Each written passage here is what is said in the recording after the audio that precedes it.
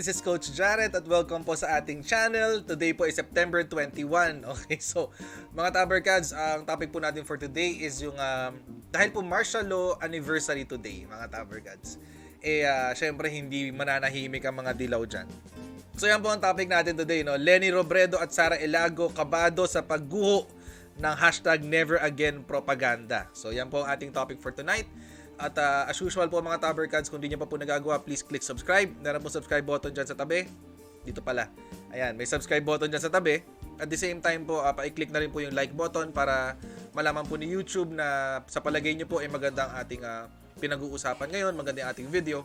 At the same time po mga Tabercads, kung hindi nyo pa po nagagawa, paki-share po itong ating video sa inyong mga friends and families mga Tabercads. Kasi ito lang po yung paraan para maikalat natin yung katotohanan po, no, tungkol sa mga nangyayari sa ating paligid ngayong mga panahon na to, na kung saan, alam nyo mga Tabercads, no, kung napapansin ko lang naman din, siguro ito yung pinaka divided ang Pilipinas sa buong 38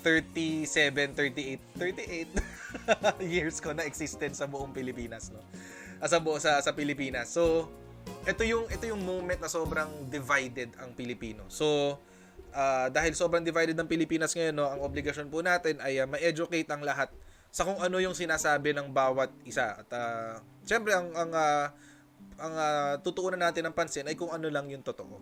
Okay? So doon po tayo sa totoo mga Tabercads. At before po tayo pumunta sa ating topic ngayon, as usual po, no, it's 11 na pala. 11:05 in my clock. So as usual po, unahin po natin ang ating usual na shout out. No? Kanina po mga Tabercads na ibalita po ito. No? Ayan, wag daw tayong don't fall for historical revisionism online, sabi ni attorney Chel Diokno kay on martial law anniversary. Sabi po ni human rights lawyer attorney Chel Diokno on Monday warned the youth to be vigilant. Mga kabataan talaga ang target nila, no? Against attempts to revise history when it comes to the Marcos regime. In a video posted by Kabataan, alam na natin to, Kabataan party list. Elago on Twitter on the 48th anniversary of Ferdinand Marcos' imposition of martial law, Diokno urged the youth not to forget this dark period in the country's history. Ito po yung video na yun, no? Sa Twitter po yan na i-post. Ito yung sinabi ni Chel Diokno. Mga kabataan, huwag sana kayo magpadala sa kumakalat na fake news. Fake news pa pala. Ano bang basis nila ng pag sinasabing fake news, no? Lalo na sa internet, huwag kayong maniwala diyan. Ang totoo niyan, niyurak ni Marcos ang lahat ng mga petition natin. Niyurak talaga. Lalong-lalo na yung legal na sistema ng hustisya, kaya dapat tuloy ang laban natin, huwag nating kalimutan ang kasaysayan. So, matagal ng 48 years ng 48 years ng walang martial law. 30 years nang nakaupo ang mga dilaw. Hanggang ngayon, kasalanan pa rin ni Marcos yung pagyurak ng hustisya. Ba't ganun?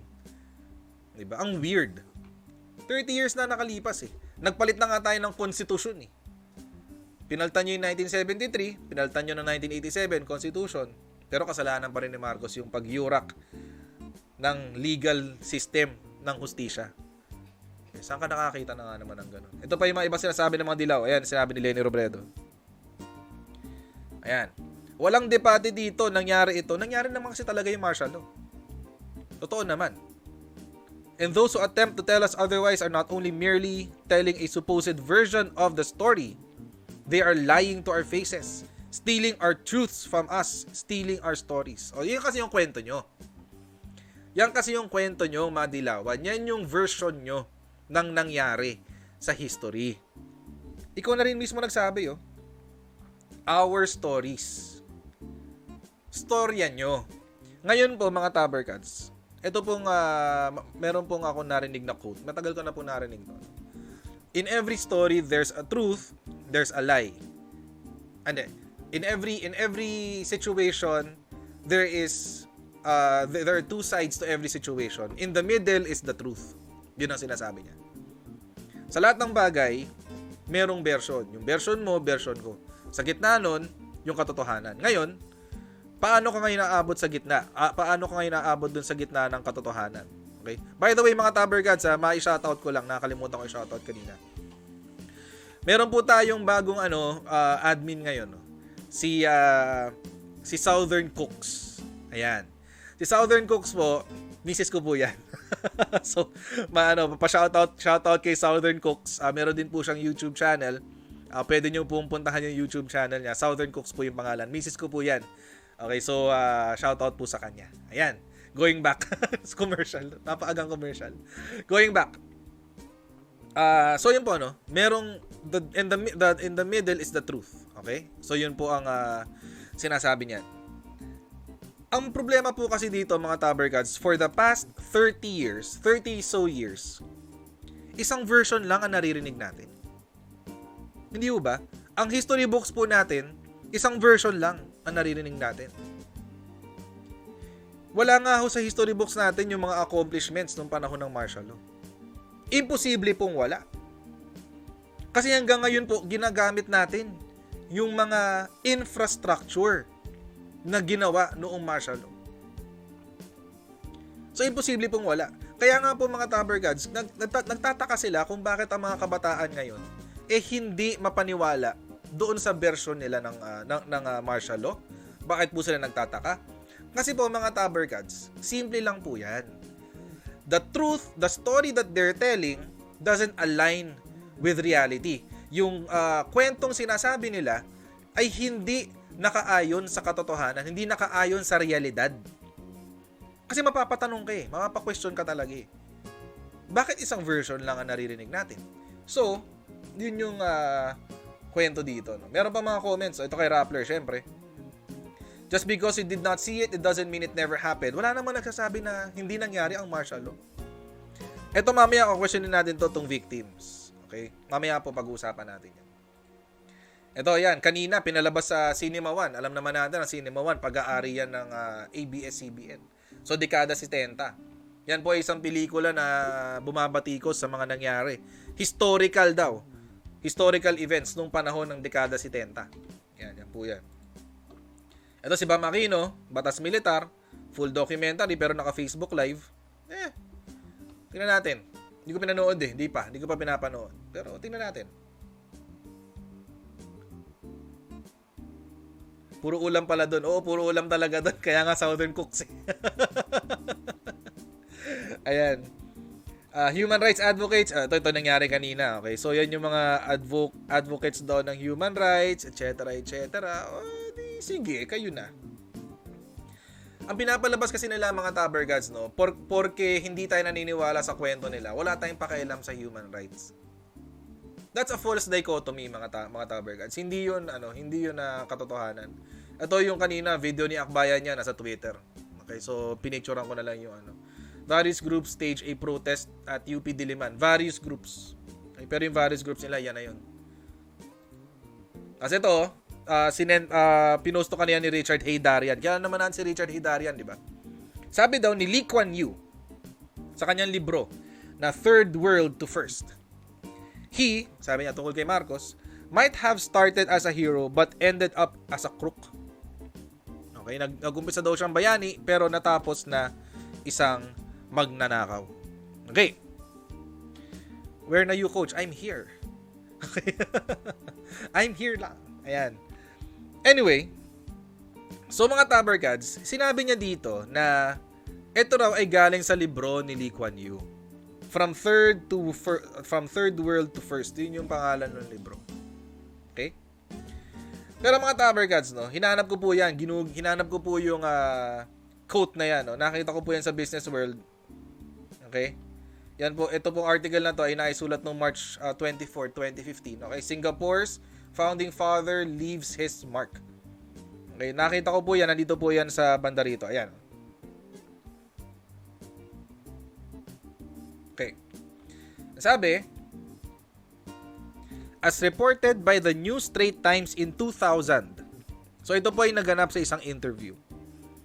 Mr. Lee in his book also recalled a meeting with former US Vice President Walter Mondale, wherein the latter inquired how Indonesia's Suharto compared to Mr. Marcos. Sabi niya, I answered that Marcos might have started off as a hero but ended up as a crook, Mr. Lee said. Mr. Suharto, on the other hand, saw himself as a patriot. I will not classify him as a crook. Okay, so yun po ang sinabi dito. Yun po yung totoong nakasulat. Okay, yun po ay nakuha sa isang interview ng New Straits Times noong 2000. Okay, maraming nagsasabi, no?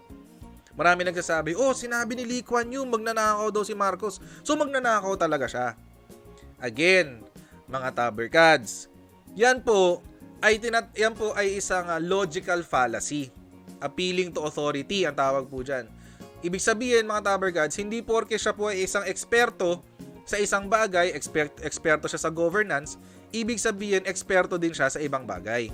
Or gumagamit ka ng mga otoridad na hindi naman, what do you call this? Hindi naman accurate yung kanilang sinasabi. So mga taberkads, with all due respect to Lee Kuan Yew, totoo naman, isa rin naman siyang strongman. Okay? Dinisiplina din talaga niya ng maigi ang Singapore. Strongman din to si Lee Kuan Yew. Ninerespeto siya sa governance, no, sa gobyerno. Ibibigay ko na sa kanya yan. Pero mga taberkads, kung titignan po natin, ito po ay naisulat sa isang libro na tinatawag po nating autobiography. Pag autobiography po, ibig sabihin ito po ay mga perspective o mga paniniwala na personal. So, in his opinion, pwede po nating sabihin na sa palagay ni Lee Kuan Yew bilang isang Prime Minister ng Singapore, no, nung kalakasan pa niya. Bilang isang Prime Minister ng Singapore, sa kanyang opinion, ito yung kanyang nasabi. Opinion po yan. Pero sige, ibigay na natin to kay Richard Heydarian. Total naman tong si Heydarian isa raw napakabatikan ng political analyst na nai-interview sa CNN, etc. etc. Bigay na natin sa kanya yan. Pero Richard Heydarian, kung ito ang pagbabasihan mo ng katotohanan, kailangan lahat ng sabihin ni Lee Kuan Yew, papaniwalaan mo rin. Sige. Yan ang yan ang usapan dito kasi ginamit ng otoridad si Lee Kuan Yew Sige. Ito ang usapan dito ngayon. Kailangan lahat ng sinulat ni Lee Kuan Yew tungkol sa Pilipinas, papaniwalaan din natin as fact. Fair naman po 'yon, 'di ba mga taberkads? Batas naman po 'yon, hindi ba? Sige po, tingnan po natin ang sinabi ni Lee Kuan Yew tungkol kay Cory Aquino. Ayan po si Lee Kuan Yew. Ito po ay as correct movement, constitutional reform and rectification and economic competitiveness and transformation. Yan po ang kanilang website. Ano po ang sinabi ni Lee Kuan Yew tungkol sa Pilipinas? Okay, mahaba po ito mga taberkads kasi ito po ay tinype nila, no, o parang ilang pages to. Ayan, ito. The following excerpt is taken from pages 299 to 305 from Lee Kuan Yew's book From Third World to First, Chapter 18, Building Ties with Thailand, Philippines, and Brunei. Okay. So ano po bang sinabi dito ni Lee Kuan Yew pagkatapos ng martial law? Pagkatapos nung wala na si Ferdinand Marcos, si President Ferdinand Marcos, wala na siya, nasa US na siya. Ano ngayon ang kanyang tingin? Ano ang kanyang sinabi tungkol sa mga pumalit kay Ferdinand Marcos? Ito. Mrs. Aquino was sworn in as president and amid jubilation, I had hopes. Ibig sabihin, umasa. Takihan natin. Baka kasi Yan. Umasa, I had hopes that this honest, God-fearing woman would help regain confidence for the Philippines and get the country back on track. Umasa daw itong si Lee Kuan Yew na maaayos ni Corazon Aquino ang Pilipinas. Okay. So bumisita siya ng June, 3 months after the event. She was sincere, devout Catholic who wanted to do her best for her country, etc. etc. Ayan. Okay, so maraming nasabi dyan. Anong nasabi? Ito po, mga taberkads, ito. Endless attempted coup added to Mrs. Aquino's problems. Okay? So ito po mga Tabergan, so itong kwento niya na to, meron dapat ASEAN Summit ng 1987. Pero merong pinagbantaan ito ng mga magkukudeta. Ang ginawa po niya President Suharto sinuportahan po niya ang Philippine government. Sabi tutulungan namin kayo, nagbibigay tayo ng assistance. Okay? Ang sabi niya, yan, nalampasan ko yan kasi tungkol yan doon sa ASEAN Anong sinabi ni Lee Kuan Yew? It made no difference. Kahit daw tinulungan pa tayo ng ibang bansa, kahit tinulungan ni Suharto, tinulungan ng ASEAN, it made no difference. There were more coup attempts discouraging investments badly needed to create jobs. This was a pity. They had so many able people educated in the Philippines and United States. Their workers were English speaking, at least in Manila. There was no reason why Philippines should not have been one of the more successful of the ASEAN countries. In the 1950s and 1960s, panahon po ito ni Marcos, it was the most developed.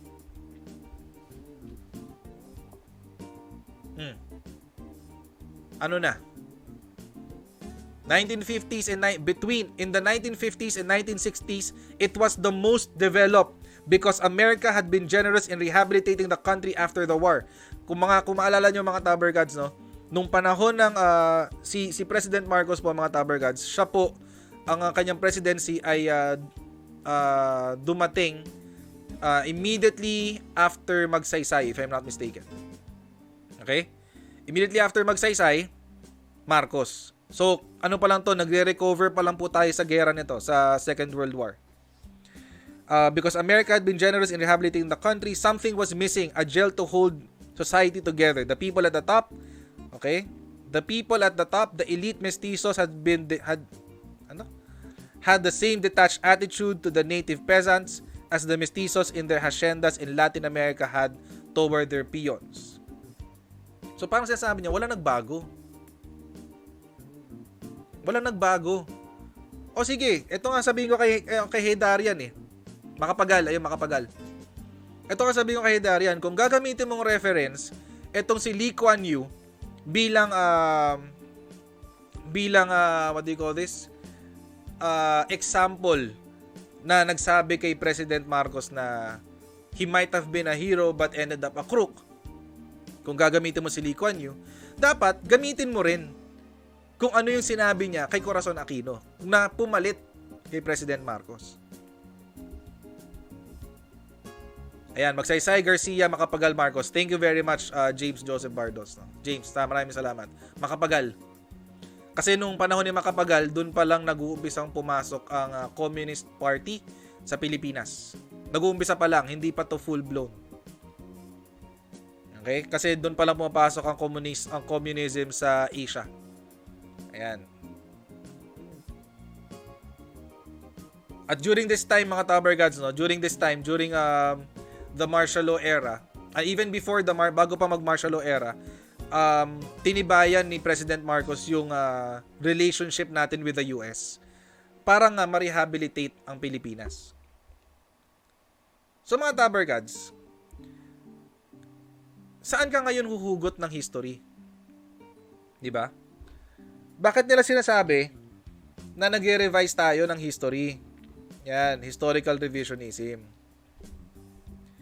Kasi meron ka mga kailangan baguhin. Tulad nitong sinabi ni Suharto. Yan. Kinuha ni Heydarian, taken out of context. Hindi niya tinignan kung ano yung buong sinabi ni Lee Kuan Yew. Hindi rin niya tinignan kung ano yung opinion, yung relasyon ni Lee Kuan Yew kay President Marcos.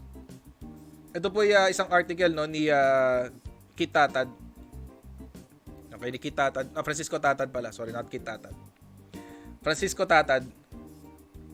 Okay, ano po ang relasyon nila ni Lee Kuan Yew tsaka ni President Marcos? Pakita ko po sa inyo Si Francisco Tatad po mismo ang nagsabi.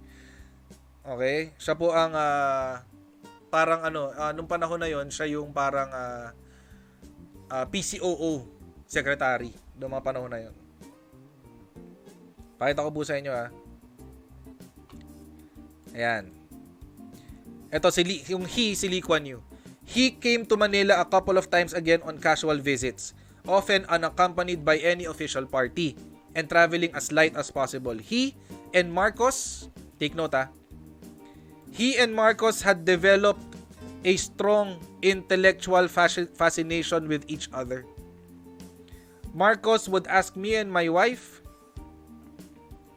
to join him and the First Lady receive Prime Minister and Mrs. Lee at the presidential guest house for dinner, and I would sit there fascinated with the conversation of ASEAN's two intellectual giants. Lee was talking of educating the young people of Singapore on computer technology long before the Philippine bureaucracy ever heard of computers. At one time, I had to kibitz when Lee began to talk about the new physical exercise he had taken up, namely Tai Chi Chuan. So nag-Tai Chi pala si Lee Kuan Yew. Ano pa po ang mga signs, mga Taber Gods, na sila po ay naging magkaibigan ni Marcos? Papakita ko po sa inyo. Dito rin po sa libro na kanyang sinulat. Okay. Wait lang po mga Taber Gods. Wait lang.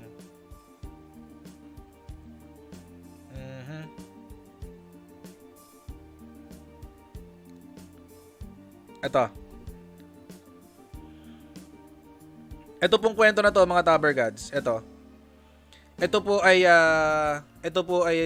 isang personal conversation na meron si Lee Kuan Yew tsaka si President Marcos nung panahon na yon. Gusto pong humiram ni President Marcos ng 8 billion. Okay? Ng 8 billion, and then, tama ba? Singapore banks had lent 8 billion US dollars of the 20. Tama. Ayan. Gusto mong humiram ng 8 billion US dollars ni President Marcos.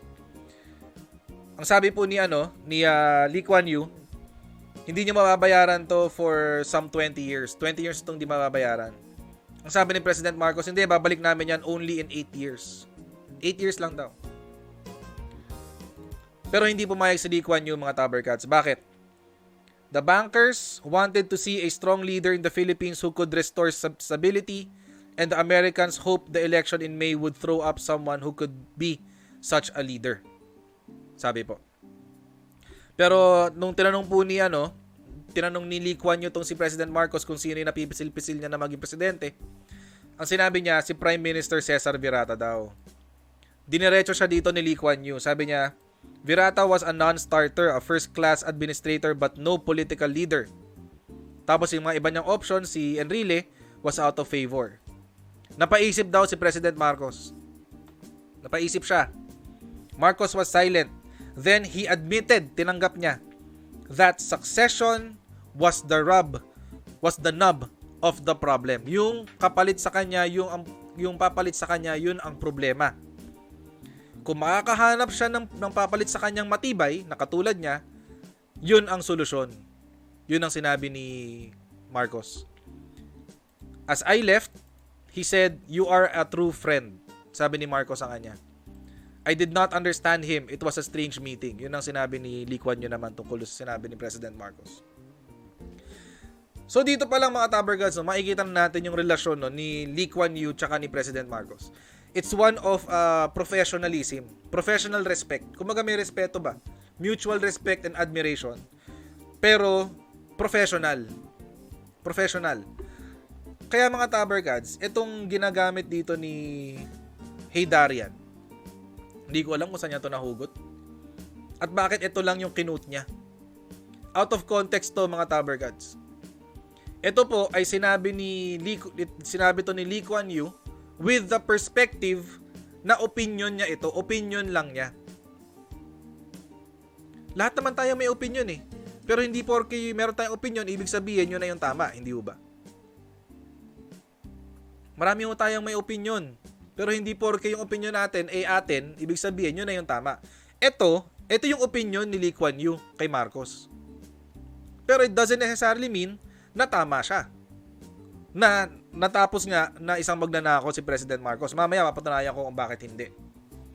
Bago po tayo pumunta dyan ng mga Tabercads, basa po muna tayo ng mga comments.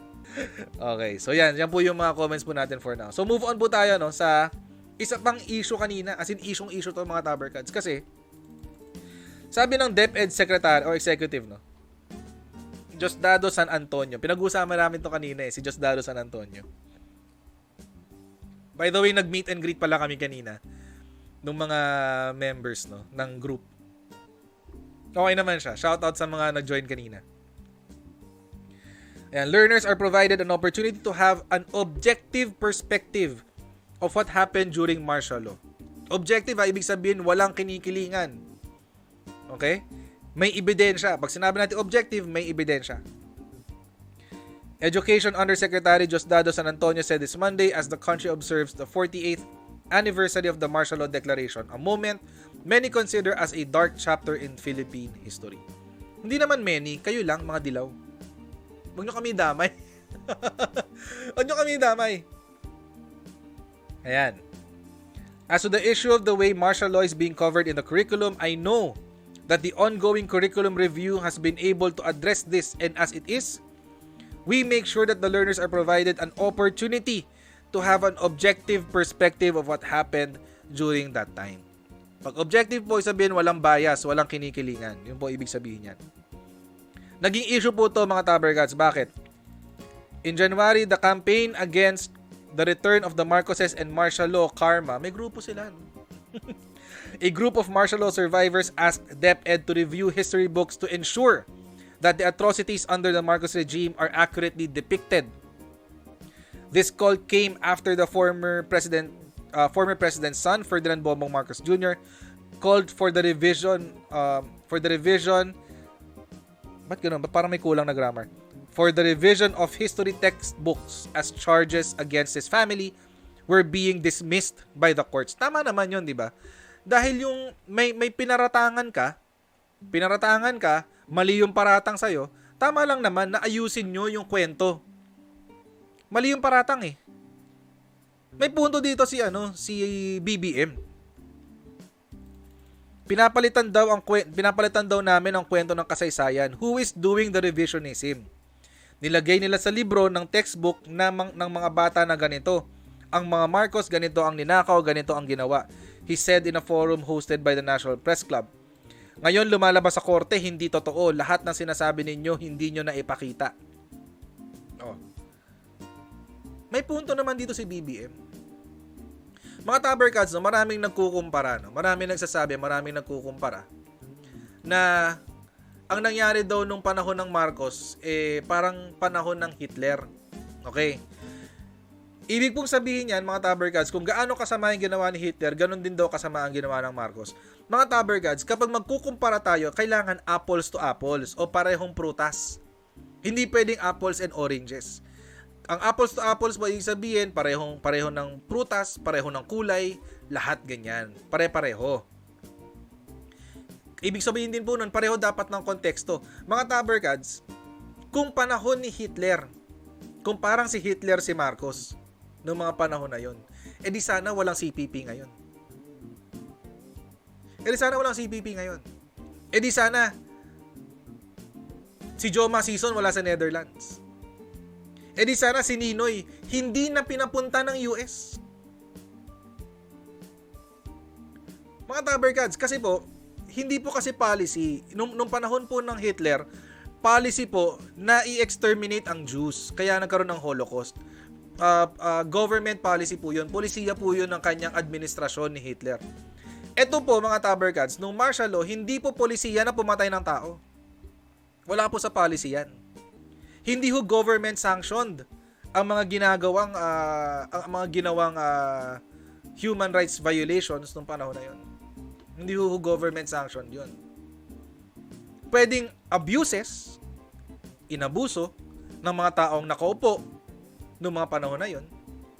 Pero hindi po siya sanctioned. Hindi po yun polisiya ng gobyerno.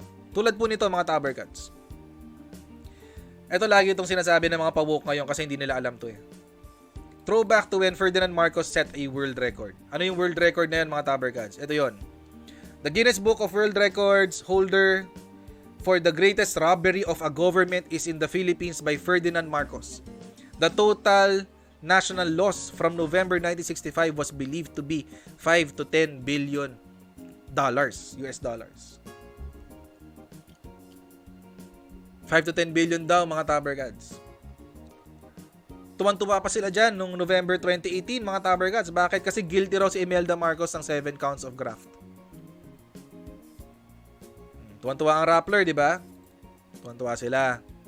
Thank you very much, Melbert, for your contribution. No? Na-appreciate po natin yan. Pero mga tabergads, ganito. Bakit? Kung totoo, bakit nung 2019, na-dismiss yung mga kaso? Thank you very much, Melbert, for contributing to our channel. Bakit na-dismiss? Ano po to Reuters po to mga tabergads. Hindi po local news to. A Philippine court threw out a high-profile 32-year-old for feature case on Monday involving the family of late dictator Ferdinand Marcos, citing insufficient evidence to order the return of 3.9 billion of alleged ill-gotten wealth. Dismissed. Hindi pa nga kayo sigurado dun sa numero. 5 to 10 billion. 5, o sabihin na natin 10 billion. Sabihin na natin. Ibig sabihin, yung 3.9 out of that, 4 billion out of that. More than 25%. Walang ebidensya.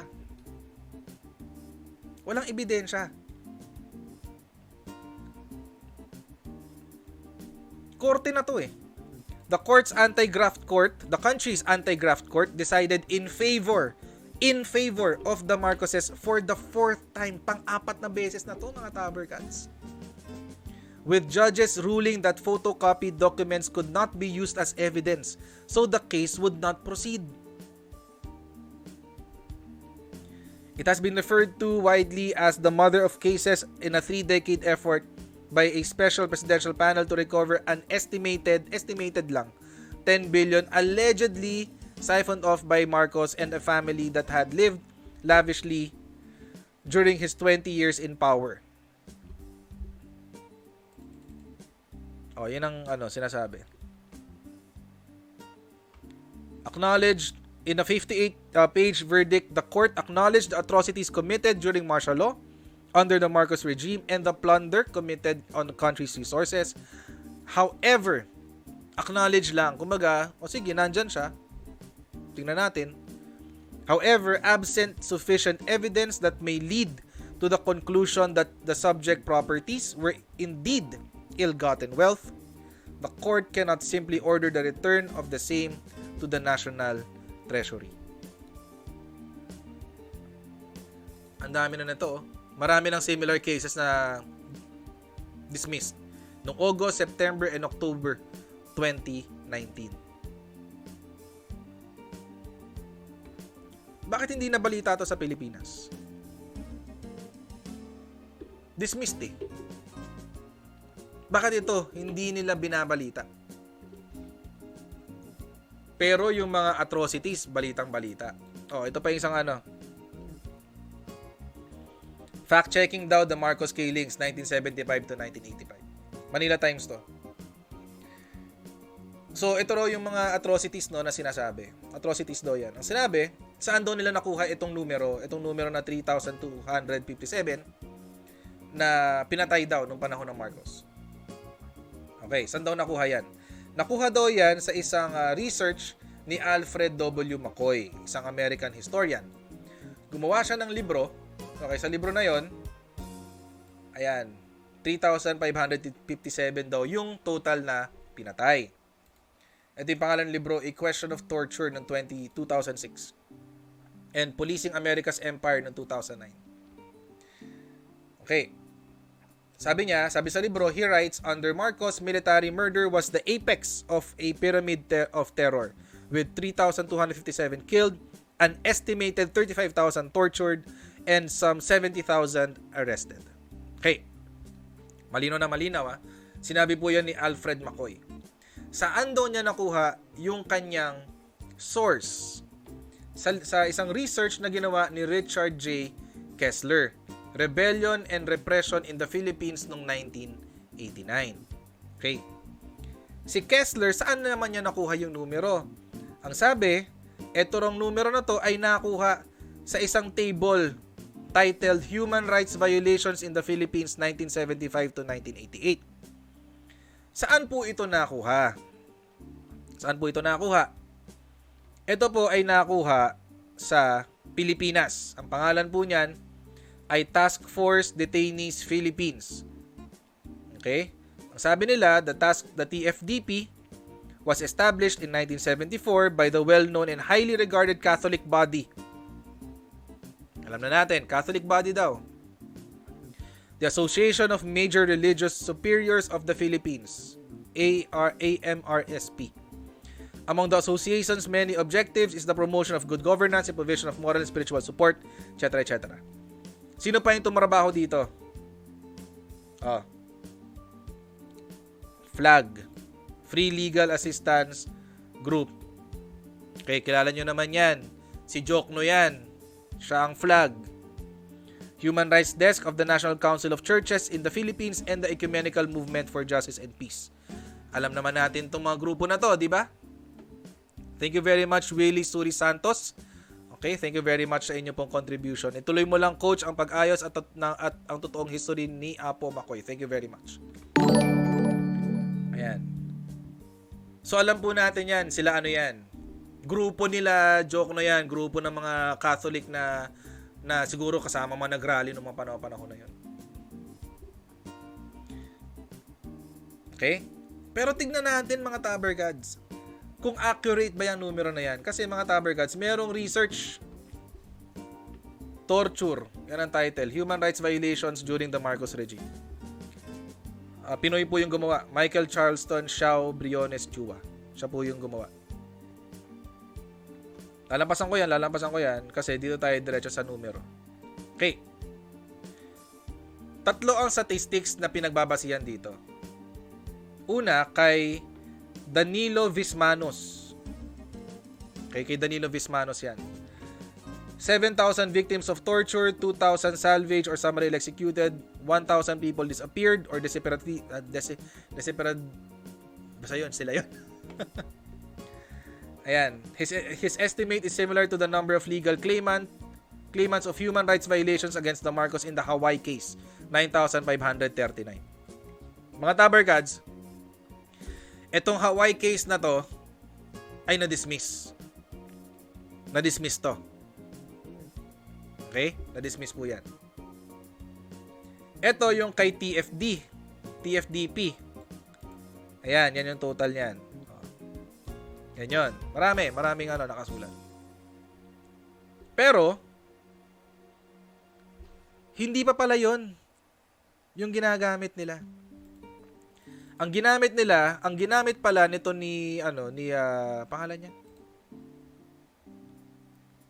Ni McCoy, tsaka ni Kessler. Ni McCoy tsaka ni Kessler. Ay ito, yung sa Amnesty International. Okay? 70,000 in prison, 34,000 tortured, 3,240 were killed. Pero ito yung problema kasi dyan, mga Taber Gods. Ito yung problema dyan eh. Maski itong researcher na to, tinanggap niya. The numbers vary. It varies and it is impossible to account for everything.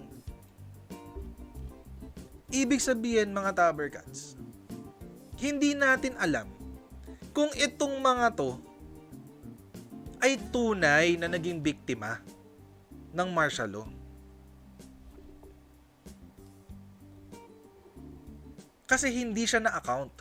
May mga testimonya, eyewitness testimonies, may mga, what do you call this? Sabihin na natin parang anong tawag doon? Sinabi kanina yun eh. Affidavits, testimonies, witness accounts from all over the Philippines. May ganun. Pero hindi siya verified. Hindi siya chinek. Hindi natin alam kung itong mga to, itong lahat ng ito, ay tunay na naging biktima ng martial law. Number 1. Number 2. Ito pa po isa kong lehitimong tanong. Wala ho tayong polisiya na magsasabi na sa batas ng mga panahon na yon, wala kahit executive order, wala, na magsasabi na pwedeng pumatay ng sibilyan. Wala ho magsasabi niyan. Ang makikita lang po natin dito, mga Tabergats, ay claims na sila daw ay naging biktima ng mga tiwaling opisyal. Sige, sabihin natin totoo. Sabihin na po natin totoo bilang respeto sa mga namatayan, hindi ba? Sabihin po natin totoo.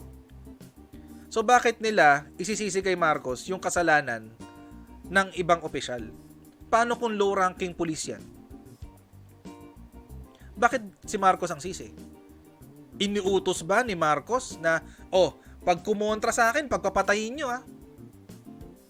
pipirmahan ko to papeles. Pag pinirmahan ko to, i-implement nyo. May ganun ba? Wala. So, pwede po kasi mga Tabergats, sabihin po natin totoo po ito. Sabihin po natin totoo po lahat yan. Hindi po pwedeng maging direktang complice o maging diretso mo siyang maililink kay President Marcos. Maliban natin kung itong mga tiwaling opisyal na to, they're acting independently. Hindi ba? Tulad na nangyari dito kay sino ba to? Yung drug runner na bata. Nakalimutan yung pangalan niya. Pero siya, yung drug runner na bata. Wala akong policy, wala akong batas na magsasabi na pumatay ng drug pusher. Meron 3 pulis na pag-isipan nila, patayin natin to. Edi pinatay. Kian, thank you very much. Thank you very much. Some rando, ayan, ass hat on the internet. Thank you very much. Si Kian. May 3 pulis ang sabi, sige, patayin na lang natin to. Kasalanan ba ni President Duterte yon? Na meron kang 3 tiwaling opisyal na naggumalaw independently? Panood natin itong video na to, mga Tabergats, kasi feeling ko mas may explain to ng video na to, mga Tabergats. Galing mismo sa mga namundok yan, mga Tabergats. Hindi lahat ng mga nagpalista dyan, hindi lahat ng mga nagbigay ng testimonya dito ay totoong biktima. Dahil karamihan din dito ay mga NPA din. Happy birthday nga pala, Jocelyn Agapay. Happy birthday to you. 12:06 na. Ayan, so happy birthday to you, Jocelyn Agapay.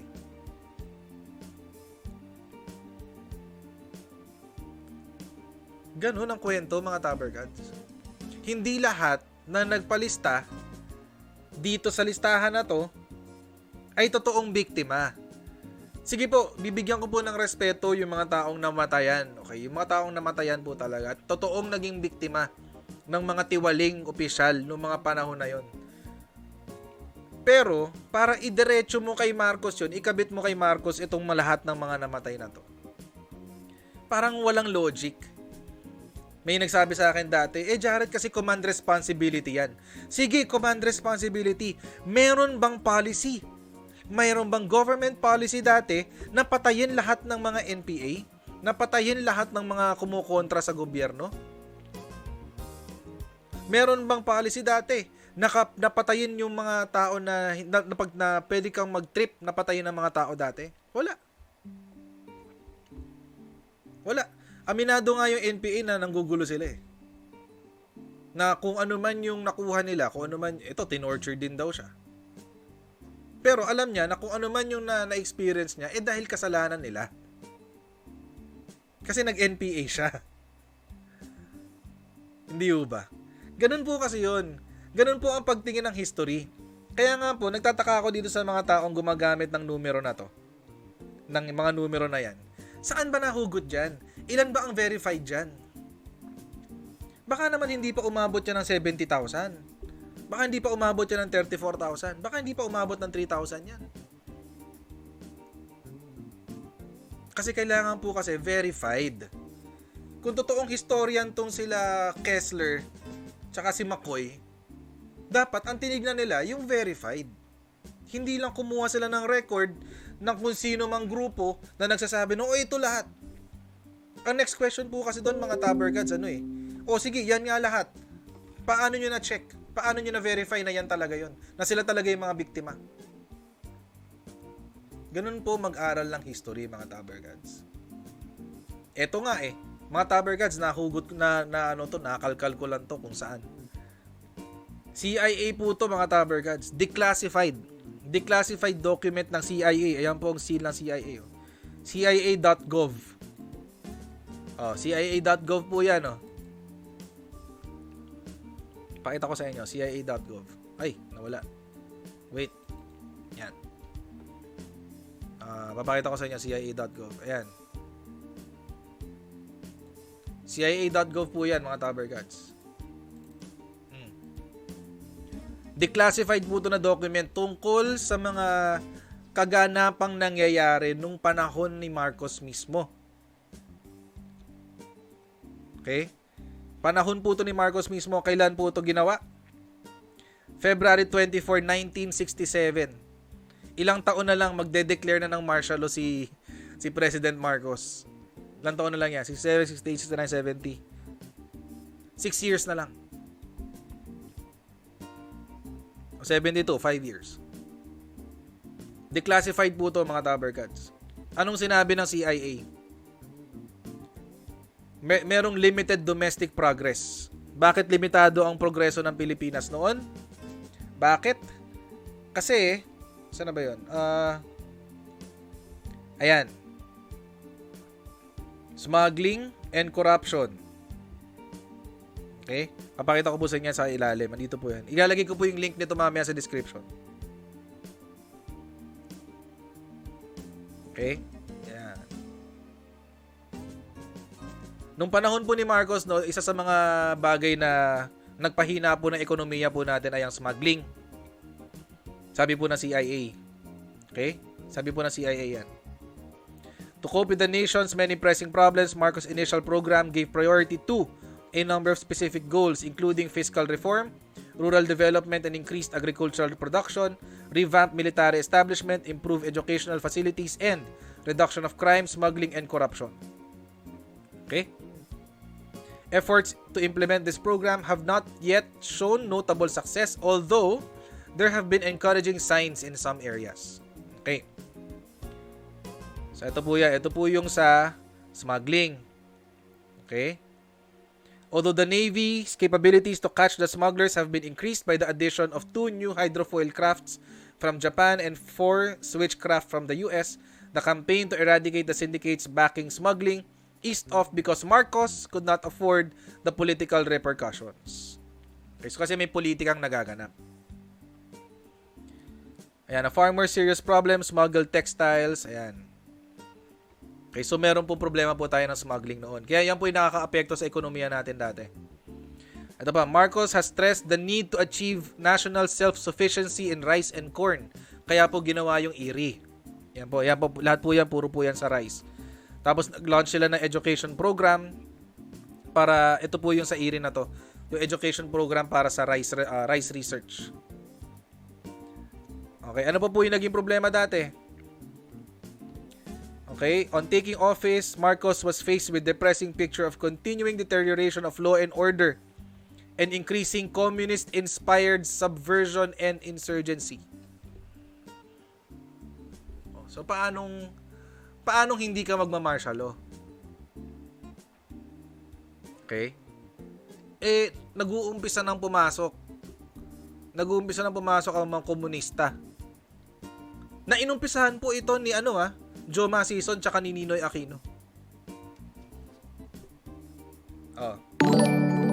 Thank you very much, Kojak, for subscribing.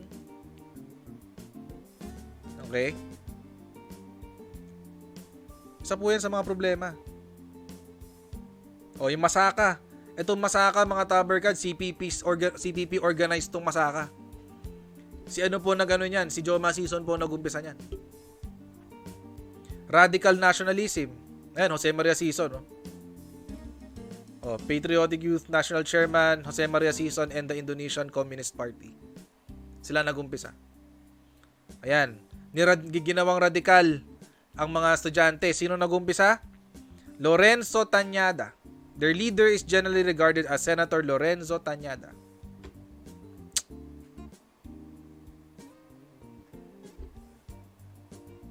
Makamot ka na lang eh. Ay nako, bumalik yung hukbalahap. Mga problema nung panahon na yon mga Taber Gods. Foreign relations, tumulong. Ito po yung panahon mga Taber Gods na naipag-partner na po si Marcos sa US para ma-improve ang buhay po ng mga Pilipino. Ayan, Marcos has made good relations with the US the key to his foreign policy. Okay? Ewan ko ba? Kung bakit hanggang ngayon ayan. Sabi po sa Outlook, Marcos is aware of the need for more substantial progress in internal development and has indicated his intentions to concentrate his efforts on rice and roads, expanded food production, and improved land communications. Kaya po nagkaroon po tayo ng proyekto para yung magko-connect sa lahat ng mga cities, no? Ng mga kalsada, nagkaroon ng NLEX, SLEX, yan po naging project. Yan. Ano pong naging problema din dati? Yung Kongreso. Ang laking problema po ng Kongreso dati. May sarili sila kasing may sarili silang mundo yung Kongreso dati. Kaya hirap. Kaya hirap din ang rehimeng Marcos na ayusin ang Pilipinas. Ano magagawa natin? Ito yung sitwasyon dati. Diba? Kaya nga sabi ni TP, si Thinking Pinoy, no? Sabi niya, if martial law is intrinsically evil, why did Cory allow the insertion of a martial law provision in the 1987 Constitution? Kung sobrang sama talaga ng martial law, bakit meron pa rin hanggang ngayon? Nasa batas pa rin. Pwede naman tanggalin eh. O tingnan natin anong mga naging achievements si Ferdinand Marcos ulit. Meron na ako naging vlog tungkol dito. Tungkol dun sa ginawang bayani si Marcos, no? May vlog na po ako dati tungkol dito. Nilive na po natin yun. Pero balikan po natin ano pong nagawa ni Marcos. Ito po yung dapat nasa history book. Kasi mga Tabercats, ito nga, encyclopedia eh. Nasa encyclopedia nga to, tapos wala sa history book natin. Ano po yung mga naging achievement niya nung kanyang term? Successful drive against smuggling in 1966. More than 100 important smugglers were arrested in 3 years. 1,000 in 3 years, 1966 to 1968, the arrest total 5,000. Smugglers pa lang yan. Production of rice, greater production of rice. Yan, land reform was given priority impetus during the first term of President Marcos. 3,739 hectares of lands in Central Luzon were distributed to the farmers. Central Luzon, baka mamaya sa Tarlac to. Kaya galit na galit sa kanya mga Aquino. Tsaka Wangko. Foreign relations. The Philippines hosted the summit of 7 heads of state. US, South Vietnam, South Korea, Thailand, Australia, New Zealand, and Philippines. Okay, likewise, Marcos initiated, together with the 4 other heads of state of Southeast Asia, the formation of the ASEAN. Government finances were stabilized for higher revenue collections and loans from treasury bonds, foreign lending institutions, and foreign governments. Peace and order substantially improved in most provinces. However, situations in Manila and some provinces continue to deteriorate until the imposition of martial law in 1972. Bakit nag-deteriorate? Kasi pinasok nga ng mga komunista.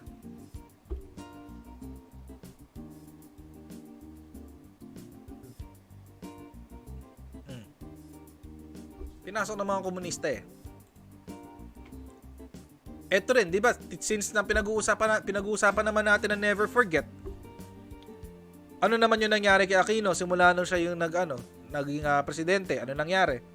Baba ko po ito ng bahagya. Ito po yung article ng New York Times. 1990 po ito, August 19, 1990. Ano pong nangyari? She regularly points out in public speeches that she has rebuilt the democratic institutions dismantled by Marcos and revived a measure of faith in the shattered economy. Credit grabber din pala to eh. Mukhang may pinagmanahan si Leni.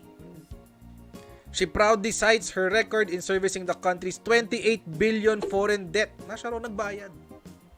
Another consequence of Marcos' profligacy. She claims credit for the decline of the communist insurgency. Ang kapal ng mukha, 'di ba? Kasi kung wala si Marcos, kaya bumaba ang level ng communist insurgency nung panahon ni Marcos dahil sa kanya, dahil kay Marcos. Pero nagte-take ng credit si Cory. Which grew to alarming proportions because during the Marcos regime, she further asserts that people power, as she called her drive to unseat Marcos, kindled resistance to dictators elsewhere in Asia and even spread to Eastern Europe. Ito pong sinabi. For all her achievements, however, Aquino has lost the luster she enjoyed after toppling Marcos. When the world exalted her as the devout housewife who has exorcised evil, her approval ratings in the Philippines, once astronomical, have dropped to below 50%. 1990 lang po ito mga Tabergods. 1986 nung naging presidente siya. 4 years into her term, below 50% na ang approval rating niya.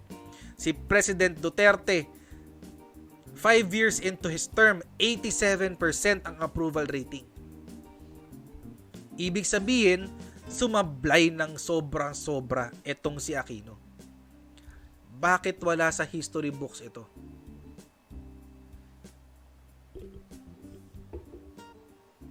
Bakit wala sa history to?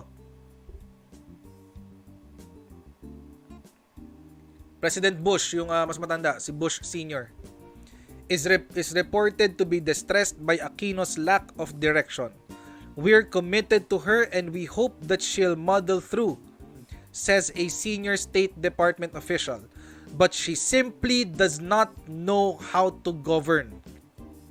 Moreover, as the Soviet threat recedes, American strategists no longer see the Philippines as crucial to the security of the United States, and their concern for the destiny of the Southeast Asian country has diminished. Ibig sabihin, in 4 years na nakaupo si Aquino, nawala ng halaga ang Pilipinas sa Amerika. Wala na tayong kwenta. Kumbaga, hindi na tayo mapapakinabangan. Kaya, pinush nito ni Cory Aquino na i-maintain ang US base sa Pilipinas para magkaroon ng interes ang US sa Pilipinas. President Bush mismo nagsabi, hindi to Philippine article New York Times ito mga Tabergods. Hindi sa Pilipinas to. Sa Amerika mismo nanggaling.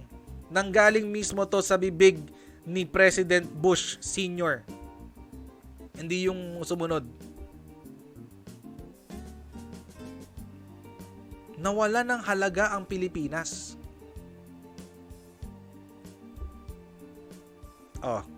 Itama natin ang history. Itama natin ang history mga Tabergods. Hindi ba? Fair lang naman yun Fair lang naman yun. Hindi naging bayani si Ninoy, hindi naging santa si Cory, hindi naging mabuting presidente yung Benigno Aquino Jr., at hindi rin artista yung Cristeta. Totoo lang. Kaya mga Tabergods, unti-unting nadudurog yung yung never again. Yung hashtag never again ng mga Dilawan. Durog na Hindi mo na mapanindigan. At kaya ngayon mga Tabergods, kating-kati sila na mapakinggan ulit ng kabataan yung never again. Wala na silang ibang pag-asa kundi yung mga bata na anak-anak natin. Mga yung mga bata na walang alam sa history. Sila na lang ang pag-asa nila para makabalik sa kapangyarihan. Huwag nating hayaang mangyari yun, mga tabercats. Huwag natin hayaang mangyari yun. Nasa atin na ngayon yung bola eh. Kaya nga to si Cecilio Arillo, sabi niya, never forget. Kailan niya to sinulat? 2018, February 26, 2018. Never forget daw or never again. Okay? Hashtag never forget, yung pinauso nila eh. Tsaka never again. Never forget, ang sabi niya, never forget all the 7,883 presidential decrees and other legal issuances he crafted. Si Marcos ang gumawa. Okay? Sabi, wag daw kalimutan. Never forget his massive infrastructure projects, roads, bridges, irrigation systems, and public works. Never forget that it was also during his time when Filipinos saw the establishment of other unprecedented edifices and infrastructures, majority of which still stand proudly until today, servicing the needs of the Filipino people. Never forget in particular that it was in Marcos' time when pioneering hospitals were built, Heart Center, Lung Center, National Kidney NKTI, CCP, okay? Folk Arts Theater, PICC, National Arts Center. Never forget how his government addressed the 1973 global oil crisis. Kaya po tayo nagkaroon ng Bataan Nuclear Power Plant, mga tabercads, kasi minonopolya po ng Saudi Arabia, ng Middle East, ang presyo ng krudo.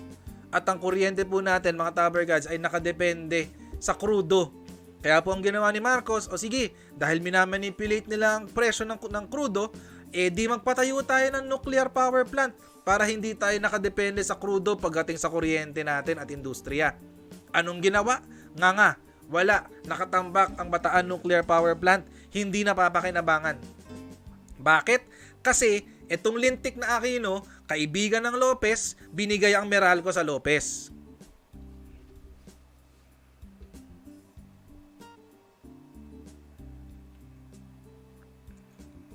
Never forget, after he was ousted from power, not only did his successors fail to build a single power plant, but more devastatingly, the nation saw the aggressive privatization of energy industry.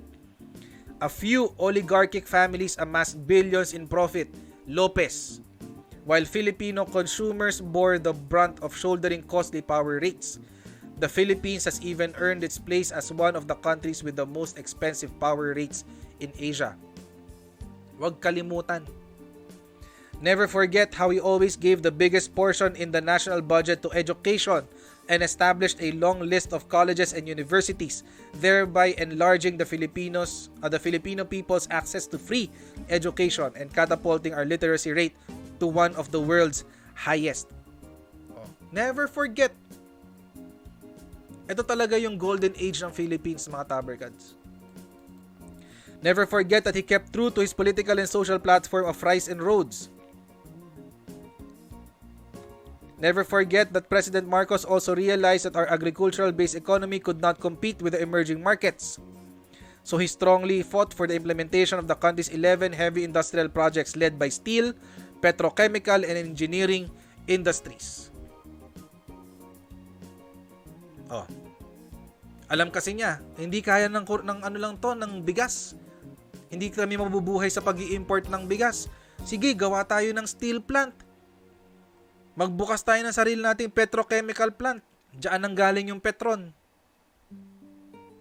Ano nangyari? Pinrivatize. Gawa tayo ng sarili nating airline. PAL. Anong ginawa ni Cory? Pinrivatize. Yung steel mill, binenta.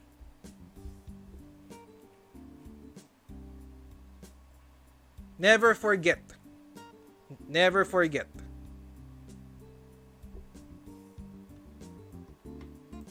Never forget too those who relentlessly blocked and delayed these projects and sabotaged the country's industrialization plan. As a result, the country today remains an economic laggard compared to our Asian counterparts.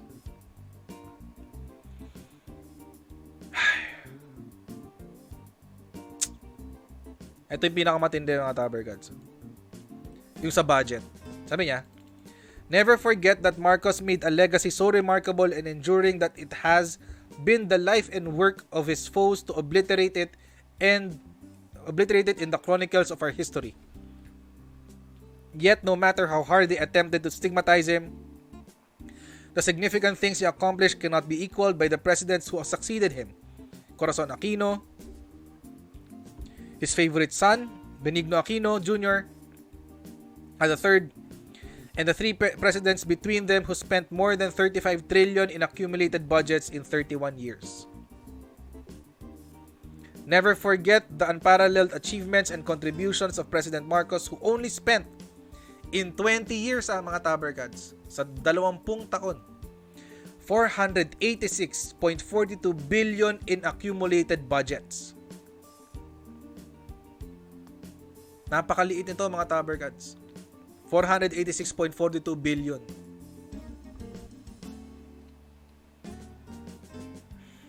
Ewan ko ba? Hindi ko alam kung bakit hanggang ngayon naniniwala pa rin ng mga tao sa sinasabi ng mga dilaw. Ideolohiya na lang to mga taberkads, yung pinaglalaban nila. Sabi ni Chel Diokno, wag daw tayong maniwala sa historical revisionism. Bakit hindi? Ito nga nagsasabi, revisionism shouldn't be a dirty word, sabi ng isang historian. Historian na to mga taberkads. Sabi, Grossman said that's not actually what revisionism is about.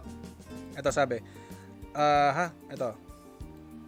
It's become a synonym for not telling the truth. Yung historical revisionism ay pagsisinungaling daw, sabi. Pero ang sabi ng isang historian, that is not actually what revisionism is about. Rather, he said it's about changing narratives to reflect new information that historians learn or new ways of thinking. In that sense, Grossman said, revisionism is a good thing. Ano po ba ang natututunan natin ngayon? Marami tayong bagong impormasyon na pumapasok tungkol sa martial law. Napakarami.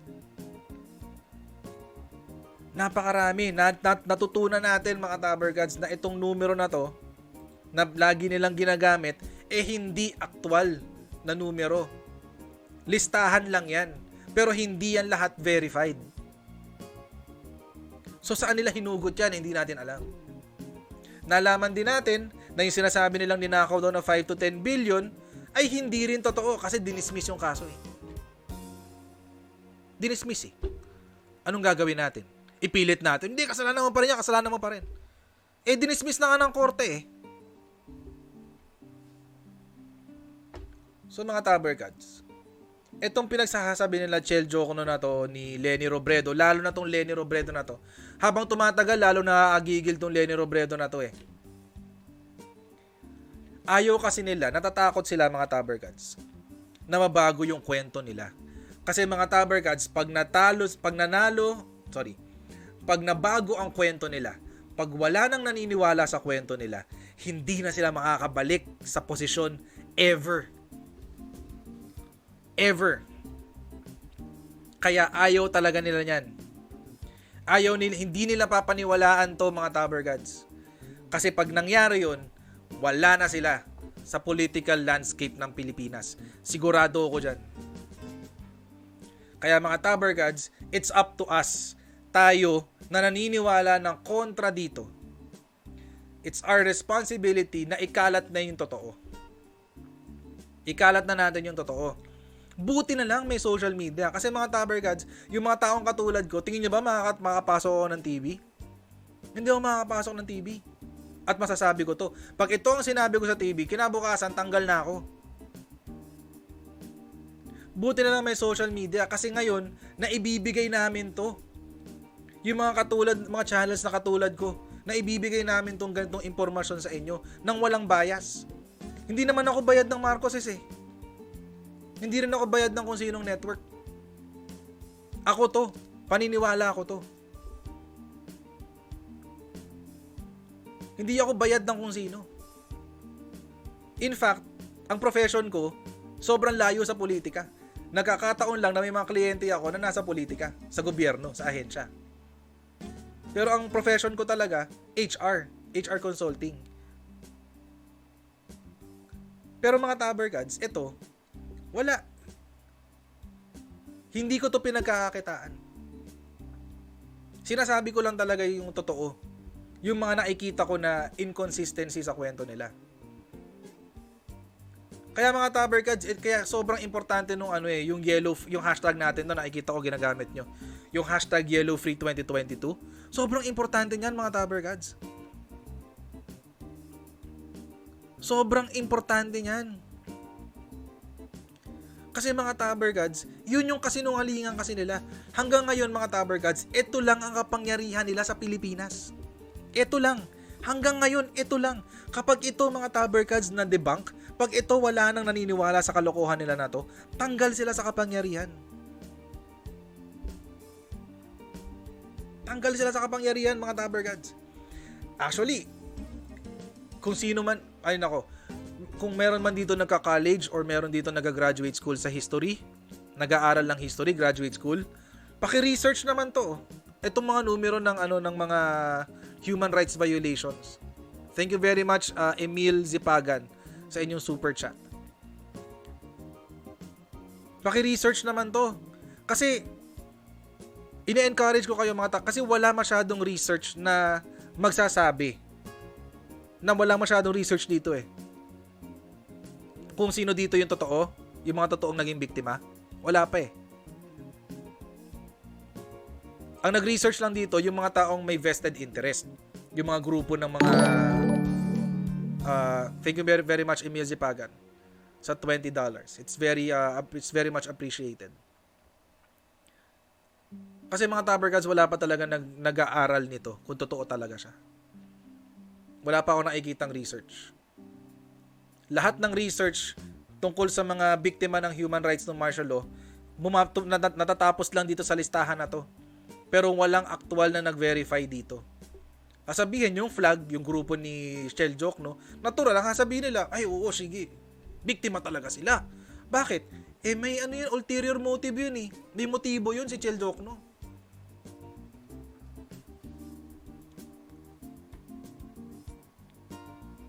Kaya mga Taberkads, it's our responsibility. Ulitin ko po mga Taberkads, responsibilidad na natin to. It's now up to us. Responsibilidad na natin to mga Taberkads. Ikalat na natin tong totoo. Yung mga, of course, walang perfect na presidente. Walang perpektong presidente. Kahit sino, walang perpektong tao So walang perpektong presidente. At ako mga Taberkads, deep inside, hindi rin ako naniniwala na may mga politikong malinis. Tanggapin na po natin yung katotohanan yun. Pero tulad nga ng ginawa ni Suharto. Thank you very much Dennis Quicksign. Sa pag-subscribe. Tulad nga ng sinabi ni Lee Kuan Yew kay President Suharto. Kay President Suharto. Actually, nung nagpunta ako Indonesia, ito rin ang kwento sa akin. Mga taga-Indonesia. Sabi nila, yung style daw ni President Suharto noong mga panahon na yun, kinuha lang niya kay President Marcos. At alam din ng mga taga-Indonesia na corrupt si Suharto. Alam nila yun. Pero mga Taberkads, ito yung lagi nilang sinasabi kay Suharto. Oo, naging corrupt si Suharto. Naging corrupt. Aminado sila doon. Pero, at least nakapagbalik sa bayan. Nakapagpagawa ng ganito, pinagsilbihan yung ganyan. Yun ang lagi nilang sinasabi. Mga Taberkads, si President Marcos, ilang kaso na yung na-dismiss. Ilang kaso na na-dismiss tungkol sa graft and corruption. May napatunayan na ba sila? Hanggang ngayon wala pa rin. Pero anong press release ng kabilang parlor? Oo, kurakot yan. Ganto 10 billion ang ninakaw, 5 billion ang ninakaw. Bakit nadidismiss ang mga kaso? Bakit nadidismiss? So mga Taberkads, sobrang overtime na tayo mga Taberkads. Pasensya na po. Wag na natin, responsibilidad na po natin to mga Taberkads. The ball is on our court. I-educate na po natin yung mga kabataan tungkol sa totoong nangyari. tungkol sa totoong nangyari nung martial law. Yung mga mas nakakatanda po sa akin, yung mga mas nakakatanda pa sa akin, mga kaedad ng mga magulang ko, paikwento na po yung tunay na nangyari sa inyo pong mga anak, sa inyo pong mga apo. Paikwento na po ang tunay na nangyari nung panahon ni Marcos. Kayo na lang po ang pag-asa namin, mga naging magulang po namin. Lalagay ko po, yes, Carlocre TV. Popost ko yung mga links sa description nito mamaya. So mga Tabergods, no? Sa atin na po ito, sa atin na po babagsak. Ayan, sumayin na sa akin ng bagong admin. Sobrang overtime na raw ako. Sorry po, hindi rin po ako nakapagbasa ng comments, pero ngayon magbabasa ako ng comments. Ayan, basa tayo ng mga comments mga Tabergods. So, kung di yan pa po nagagawa mga Tabergods, okay, tayo po ay mag-subscribe at mag-like. I-like nyo po yung ating video today, tsaka paki-share na rin po yung i-upload ko po after, okay? Kasi maglalag-upload po ako ng comment-free version nito mamaya. I-upload ko po siya, paki-share po ito sa inyong mga friends, families, para ma-inform din po sila sa mga nangyari nung martial law at ma-celebrate po natin ang martial law day. Ayan. So mga Tabergods, good morning, good afternoon, good night wherever you are. Mga OFWs, God bless you and we will continue to pray for you. Mga kaibigan po natin sa Pilipinas, pahinga na po tayo. May work pa po tayo bukas mga Tabergods. So, I'll see you tomorrow. God bless you. Good morning, good afternoon, good night. And I will see you tomorrow 11 p.m. sa ating pong next YouTube Live. Bye everyone. See you tomorrow. Bye.